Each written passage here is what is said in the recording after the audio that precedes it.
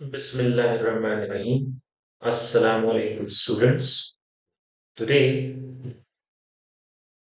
we will discuss another topic. Now, before discussing another topic, let me uh, revise the previous topic. In the previous topic, we discussed the photoelectric effect. First, we defined this effect, then we discuss its experimental setting, uh, how we mathematically, experimentally discuss this effect. We discuss that. Then we try to explain the experimental findings of this photoelectric effect using wave theory of light. And we saw that wave theory totally fails in explaining the photoelectric effect. And then we discussed the Einstein's photon theory, which is in agreement with the experiment. So the conclusion was light under most circumstances behaves like a wave, but in this case, that is in case of photoelectric effect, it behaves like a stream of photons, energy bundles. So photoelectric effect confirms the particle nature of light. Now, while explaining this photoelectric effect, I, while explaining, made a mistake, one mistake that I want to correct first. Mistake was I said that the slope of this line, which line? When we plot the stopping potential versus frequency, I said that slope of this graph is constant. Is dependent on the type of metal. So in a way, I said every metal will have its own slope, but that is untrue. So kindly make the correction. The stopping potential versus frequency, this straight line will have a slope which is constant. You need to remember this slope is constant. For all metal surfaces, it will have same slope. It is simple. Why so? Because when using Einstein's photoelectric equation, we express stopping potential as function of frequency. It is the equation of a straight line, and this straight line has slope h by e. H is Planck's constant, E is charge on the electron. So the slope h by e is constant. So the slope of this graph is constant for all metals. But the threshold frequency nu naught is the characteristic of metal surface. It will be different for different metal surfaces. So I hope you got this correction. So let me move to the next thing.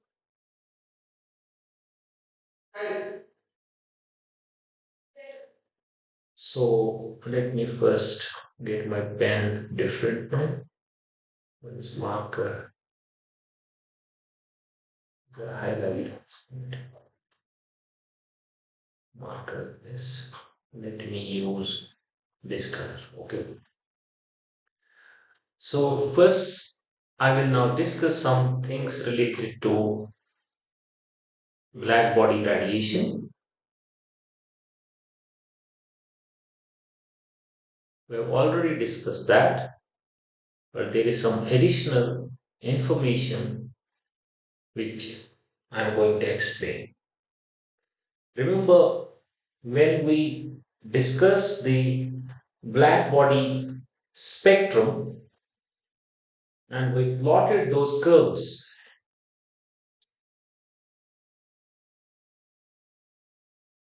we plotted the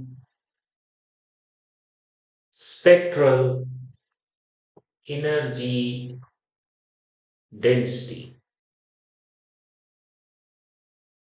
u of nu d nu versus the frequency, and we got these curves. Let me use some other color. I'll make two curves.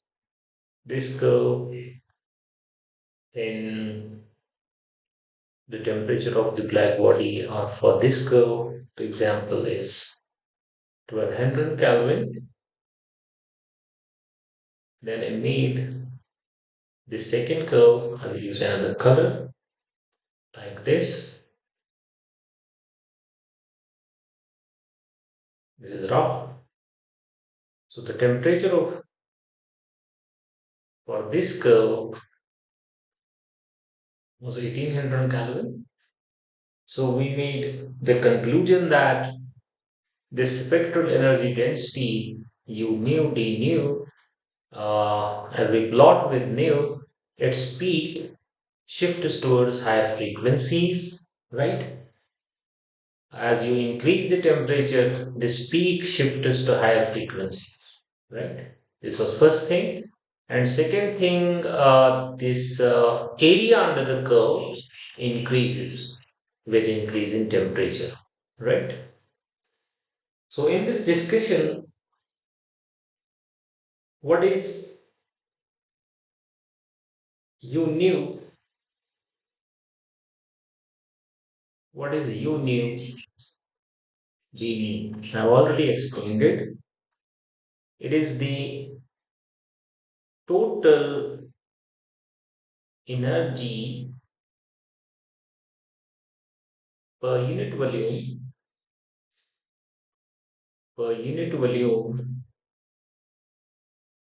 in the cavity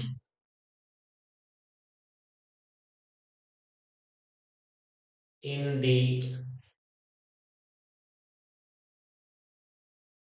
frequency interval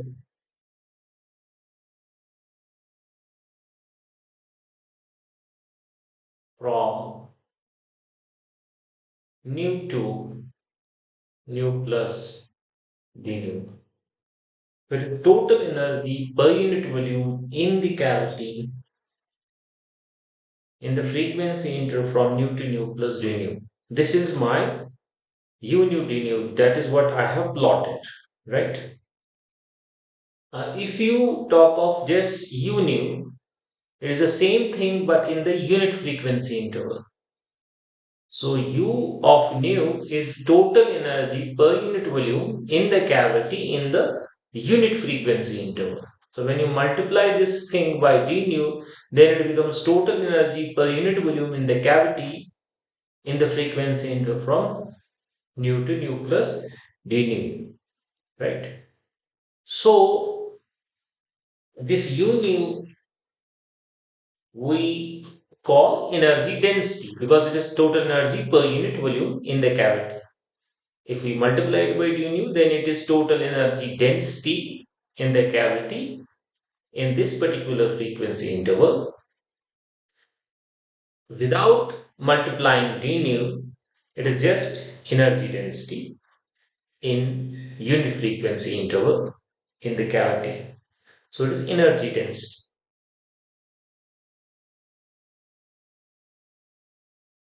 Energy density in the unit frequency interval at some particular temperature. Because you can see this changes with change in temperature.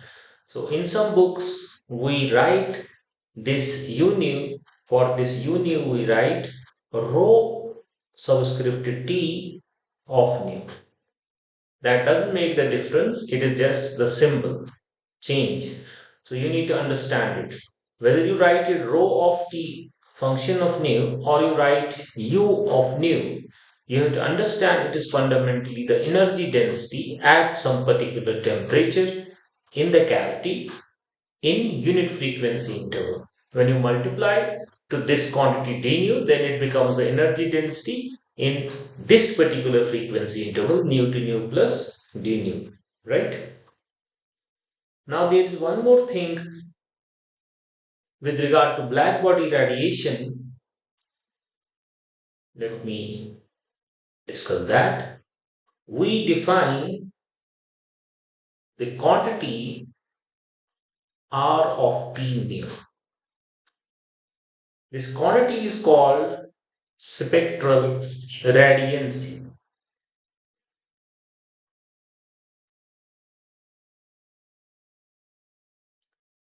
What is spectral radiancy?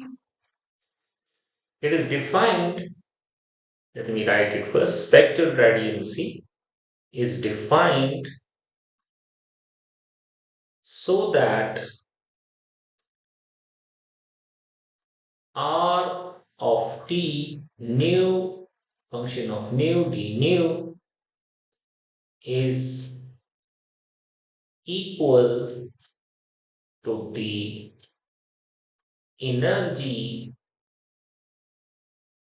emitted per unit time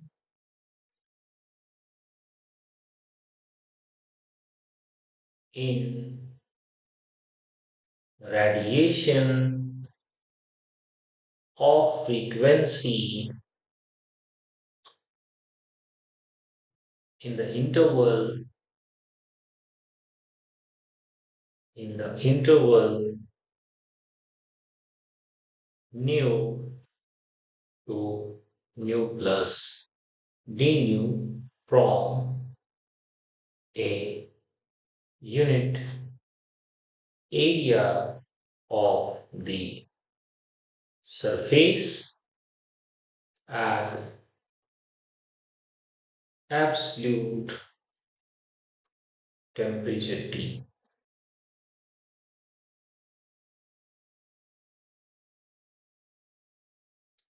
Let me repeat. We define quantity called spectral radiancy when we discuss black body radiation, which we specify or denote by R subscript T of nu. It is defined in such a way that R of T nu is function of nu. When you multiply it by T nu, then what it denotes? It denotes the energy emitted per unit time, which is forward in the radiation of frequency in the interval nu to nu plus d nu from unit area of the surface of the black body at absolute temperature T. It is also a function of temperature. So kindly differentiate in your mind and understand the difference between u nu and RT of nu. It is when if you take separately this RT of nu without multiplying d nu, it is just what? It is then the energy emitted per unit time per unit area from the surface of the black body at temperature T in unit frequency interval. When you multiply this quantity by d nu, then it becomes the same thing but in this particular frequency interval. So you can check for the unit this RT of nu. It will be what? Its unit will be energy by time by area by frequency because it is per unit frequency interval, right? And when you multiply it by d nu, then its unit will be just energy. This whole thing will have unit energy per unit time per unit area, right? But when we talk of u, it is energy density. Its unit will be energy by volume. When you talk of just u, then it is energy by volume by the unit of frequency. When you multiply it by d nu, then it is just energy by volume, unit wise, right? So you can express the black body spectrum in terms of the spectral energy density or in terms of the spectral radiance, right?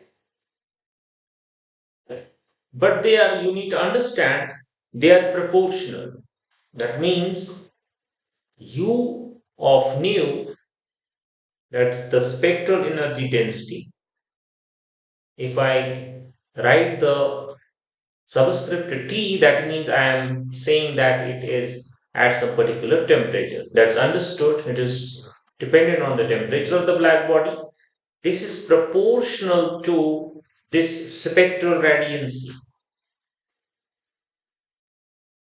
It is proportional to spectral radiancy. So that means the shape of the curves, whether I plot spectral energy density versus nu, or I plot the spectral radiancy versus nu, I am going to get the same shape curves, right? So I can say right here also I will use another color. So this could be the graph of R of t of nu, right? R of t of nu d nu. Or just you can plot the R of t of nu versus nu or U of nu versus nu. So in different books, when we see the spectrum of black body shown these curves, they can be shown differently. Some book may show the graph of energy density, some may show the graph of spectral radiancy versus nu. So don't get confused. These quantities are proportional. And the point is that when you talk of the area under the curve, if spectral radiancy is plotted, that means if just let me show it this way. If it is plotted spectral radiancy, that is if R of t versus nu is plotted versus nu, I will show one curve at one temperature, then at another temperature, then at another higher temperature. Use this color. Let me show this temperature T1, this temperature T2, this temperature T3. T3 is greater than T2 is greater than T1. You have to understand one thing when we plot these curves. So when I plot spectral radiancy versus nu, conclusion is what? That the spectral radiancy is function of frequency.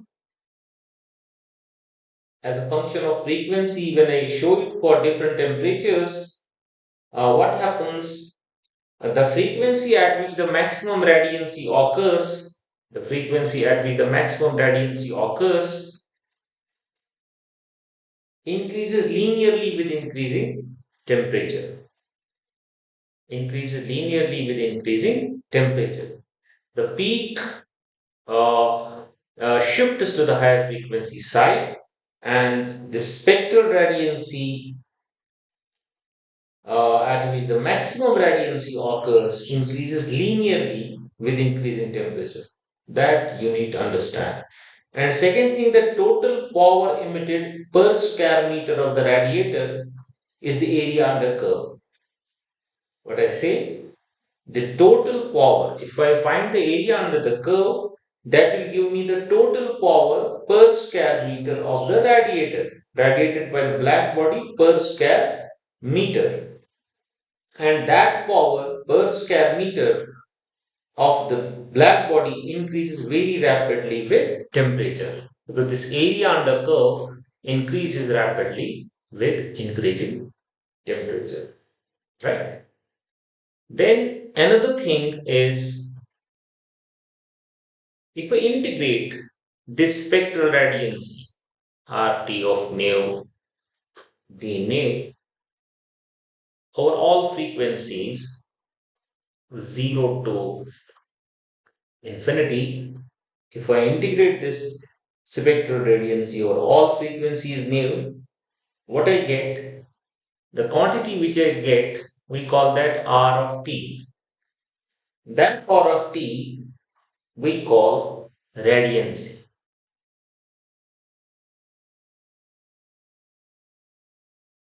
If I integrate, I repeat this spectral radiancy for all frequencies The quantity which I get from this integral, which is r of t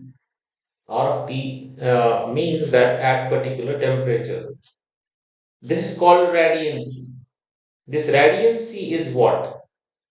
It is the total energy emitted per unit area from a black body, right? Per unit time. So what it is? It is the total energy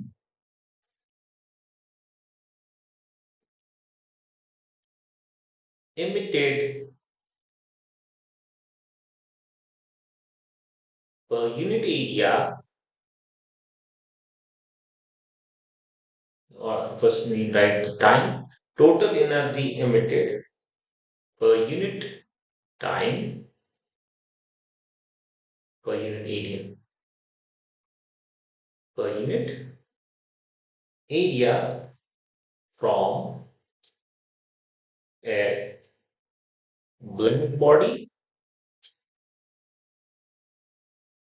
at temperature T. Repeat, radiancy is the total energy emitted per unit time per unit area from a black body at temperature T. Right? So it will have unit of what? Energy by time by area. Right? Or you can see it is the power, total power radiated per unit area from the black body at absolute temperature T. Now we have a result here. That result is called Stefan's law, or we call it Stefan Boltzmann. What is that law? That Stefan Boltzmann law or Stefan's law says this radiancy is proportional to T raised power 4. T is the absolute temperature of the black body. So it gives just the indication how rapidly this radiancy increases in case of black body with the absolute temperature of the black body. Right? It is proportional to T raised power 4. This sigma is called Stefan's constant, and this sigma is having the value 5.67 into 10 raised power minus 8 watt per meter square Kelvin raised power 4. This is the value of the Stephen's constant, 5.67 into 10 raised power minus 8 watt per meter square per Kelvin raised power 4. So if you double the temperature, then the radiancy will increase by 2 raised power 4 times. It will become 2 raised power 4 times, right? That is 16 times. It will increase by doubling the temperature. So by increasing this temperature, the radiancy and hence the area under the curve, when you express these spectra using radiancy, spectral radiancy, the area under curve will increase. Same will happen with the energy density case, that area will increase rapidly, but you need to distinguish the quantities. I hope it is clear to you what is the difference between the energy density and the spectral radiancy, but they are proportional, right? There is another thing, as I told you, the frequency at which this spectral radiancy has a maximum value, we call that nu max. This nu max, there is a frequency at which the uh, radiancy has the maximum value, that is the peak of the graph. This is directly proportional to temperature. It is a linear dependence. So if you double the temperature, this new max will become double, right?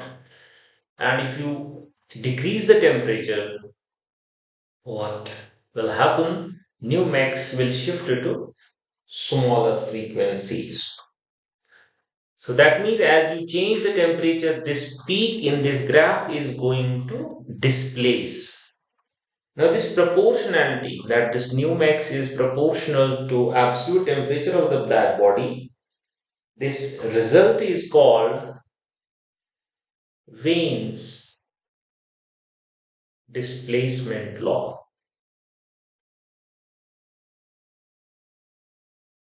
By displacement, we know mean that the peak of the graph will get displaced to higher frequencies if temperature of the black body increases. So this is called Wein's displacement law. I hope things are clear now. Now you know the energy density. You know what is the difference between U nu, D nu, and just U nu. You know now what is the spectral radiancy and what is the radiancy. What is Stefan Boltzmann law and what is Wein's displacement law. Now we will do an example on this. So let me change the color background. Let me use violet this page and let me for my marker use the green color. So let's just do the example on it. The example goes like this. I think I should use another color. It's not visible. Let me use this color. The example part A, it says since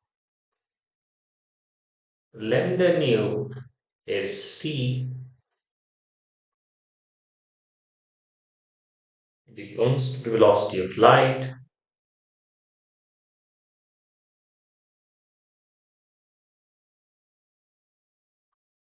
constant velocity of light, Wein's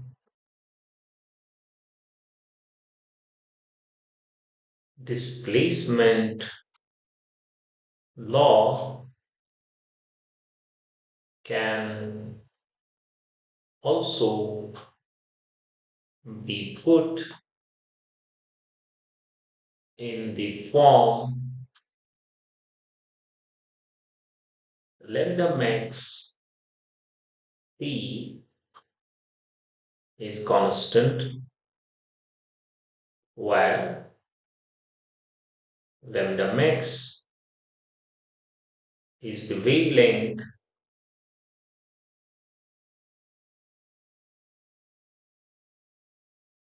at which the spectral radiancy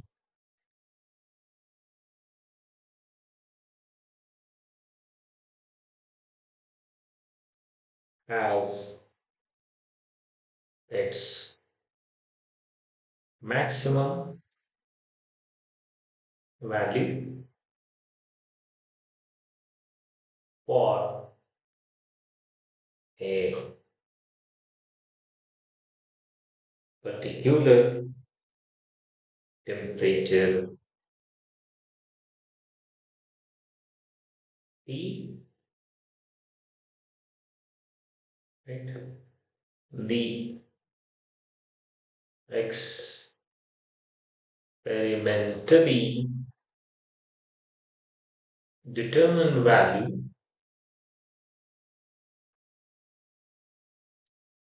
experimentally determined value of Wayne's constant.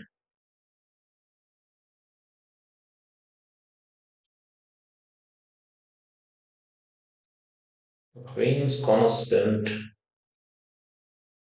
is 2.898 into 10 raised power minus 3 meter Kelvin. Meter Kelvin.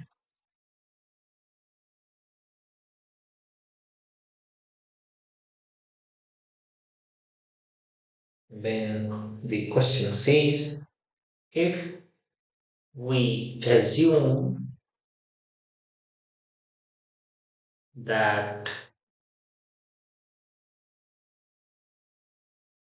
stellar surfaces, that is the surfaces of stars, behave like black bodies, we can get a good estimate of their temperature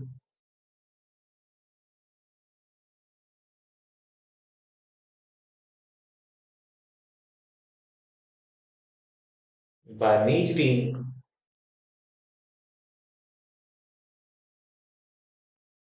lambda max for the sun. Lambda max is equal to 5,100 angstrom, whereas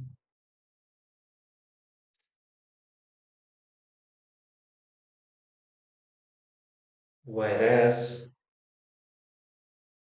for the North Star,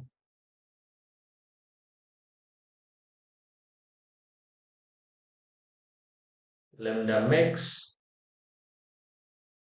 is equal to 3,500 angstrom. Find the surface temperature of these stars.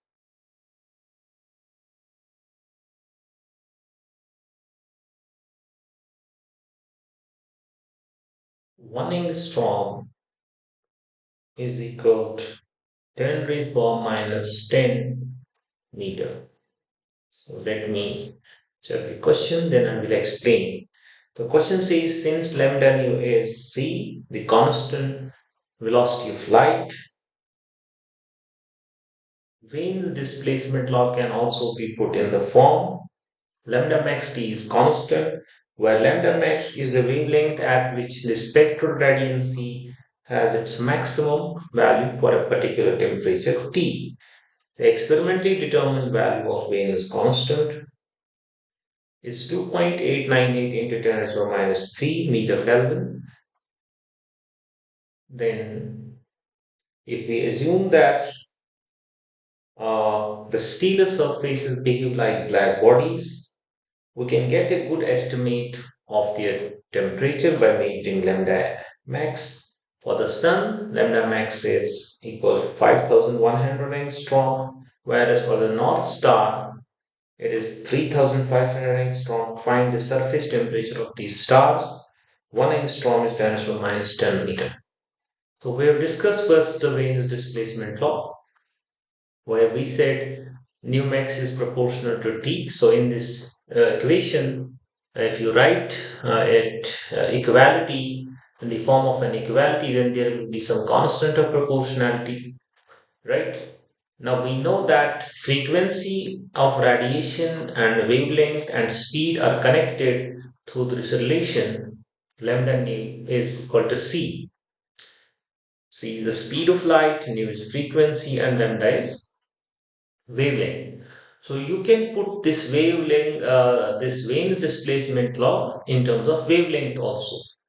But one thing you need to remember, this frequency has direct relationship with temperature, but the wavelength, that's lambda max, the wavelength at which this spectral radiancy has a peak, lambda max, that itself is inversely proportional with frequency, because frequency and higher frequency means smaller wavelength. They are inversely proportional.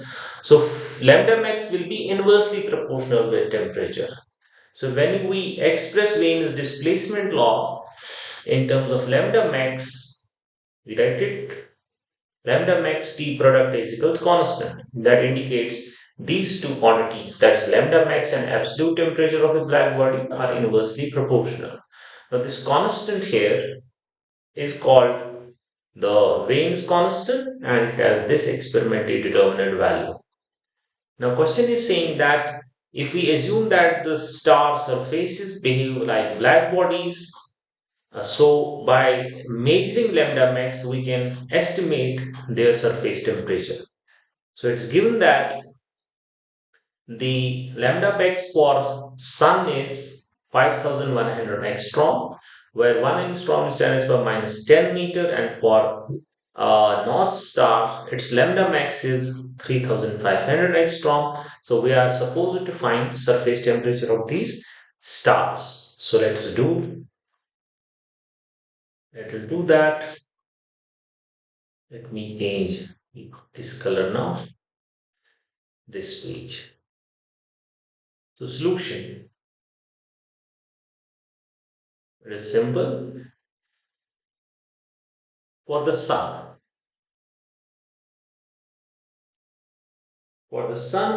the temperature will be 2.898 into 10 raised power minus 3 meter Kelvin over 5100 into 10 raised power minus 10 meter. We are using this law, Wayne's displacement law. Lambda max T is constant. Constant has this value in the numerator. That is, when we solve for T, T will be constant over lambda max. Wayne is constant over lambda max. Constant over lambda max. Now for the sun, as is given, lambda max is 5100 angstrom. That means 5100 times 10 raised to the power minus 10. We have converted it into meter, and in the numerator we have 2.898 into 10 raised to the power minus 3 meter Kelvin. So meter will cancel out. We will get our answer in terms of kelvins. When we solve it, you can check it. It turns out to be 5700 kelvins. Sometimes we write it degree Kelvin, so don't get confused. So the surface temperature of sun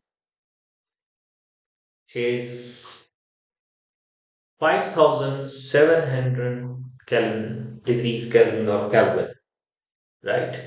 What about the North Star? For the North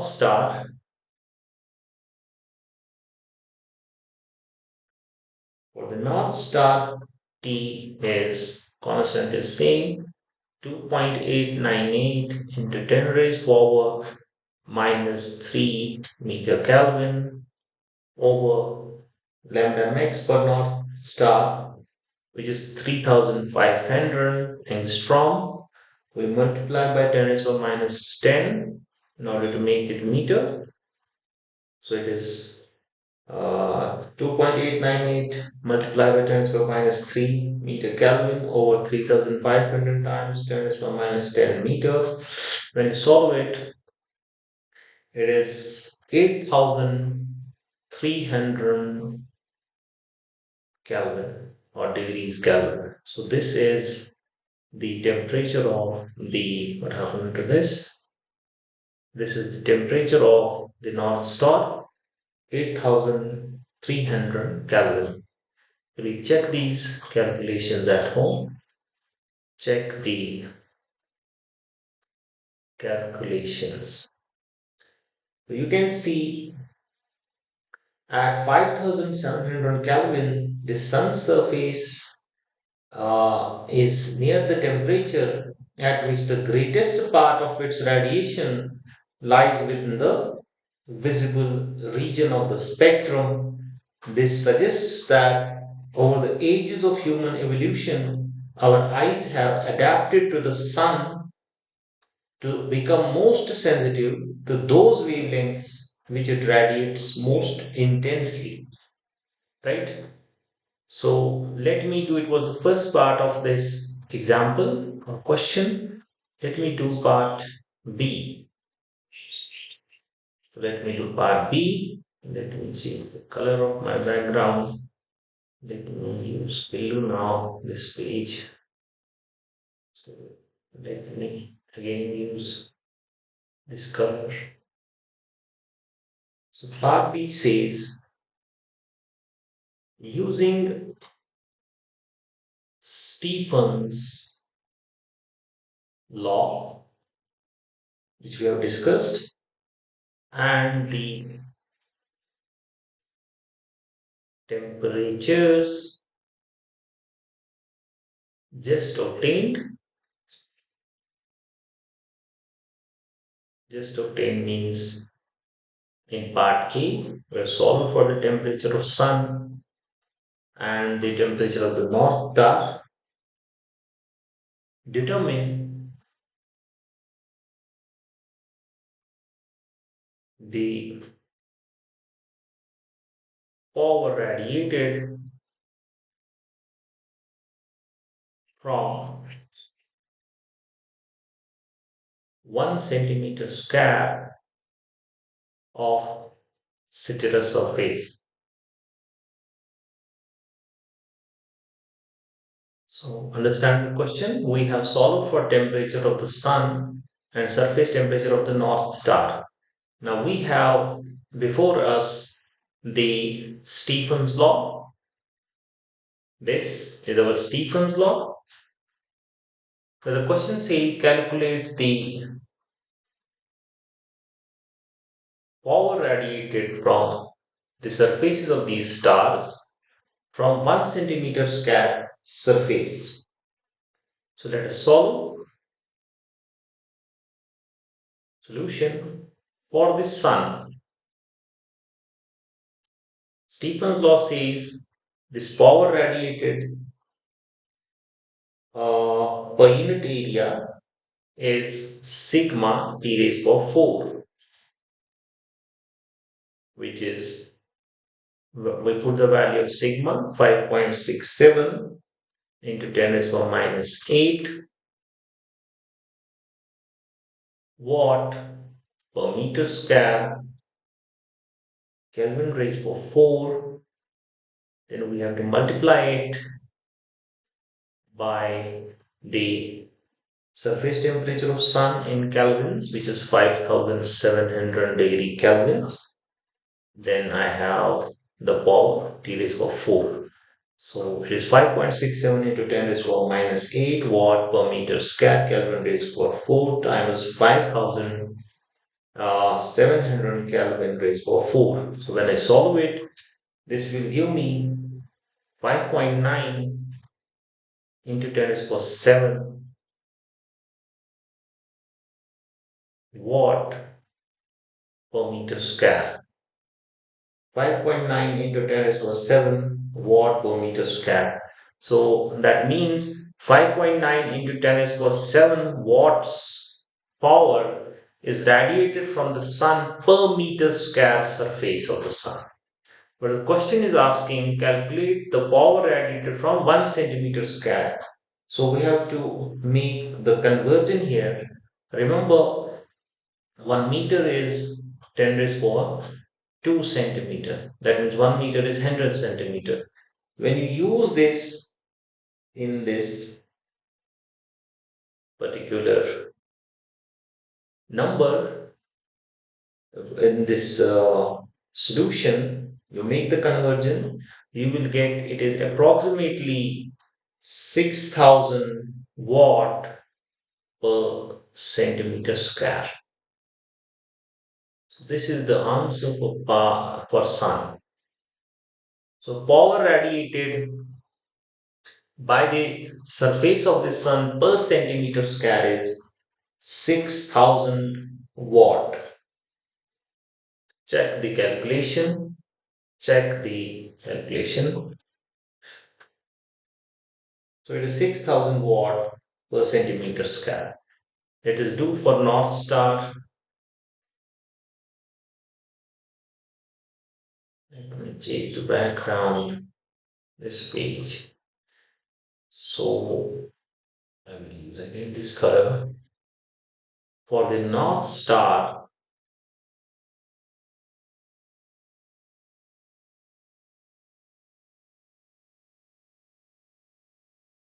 RT is sigma t is what 4 5.67 into 10 raised power minus 8 watt per meter square Kelvin raised power 4 times the surface temperature of North Star, which is 8,300 Kelvin. Then there is raised power 4. So it is 5.67 into 10 raised power minus 8 watt per meter square Kelvin raised power 4 times 8,300 Kelvin raised power 4.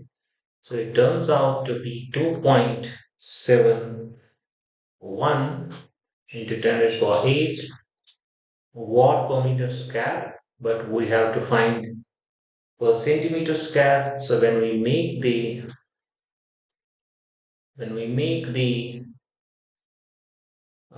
conversion, it turns out to be 27,000 watt per centimeter square. The power radiated from the surface of the North Star per centimeter square of the surface is 27,000 watts. Again, I told you check the calculation. It's easy. So it completes our today's lecture. So let me summarize. First, I told you about the correction in the previous explanation of photoelectric effect. I told you that the graph stopping potential versus frequency has a slope which is constant for all metal surfaces, but threshold frequency will change from surface to surface because in this equation the slope is a constant. So that was the correction. Then I talked about black body radiation. I told you sometimes we express the spectrum using the idea of energy density, sometimes the spectral radiancy. So I made the ideas clear. Then I discussed Wein's displacement law, Stefan's law, and then we solved this problem using the ideas which we discussed. So I hope it is clear to you. So I stop here. Next time we will discuss another lecture. And don't forget to like, share, and subscribe my channel. You can comment in the comment box. Thank you. God bless you. Assalamu alaikum.